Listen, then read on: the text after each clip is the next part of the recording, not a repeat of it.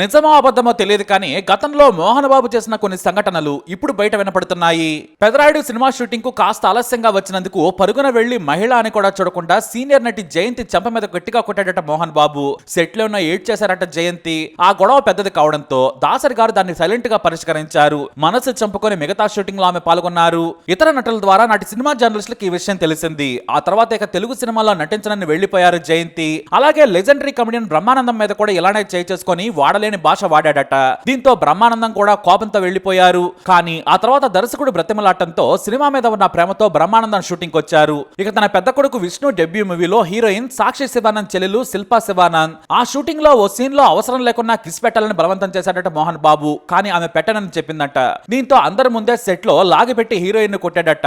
ఇక మా ఎన్నికల సమయంలో సీనియర్ నటుడు బెనర్జీని నోటికొచ్చినట్లు బూతులు తిట్టాడు. ఆ మాటలు వినలేక కన్నీళ్లు పెట్టుకున్నానని ఆయనే స్వయంగా ఓ మీడియా ఇంటర్వ్యూలో చెప్పుకొచ్చారు.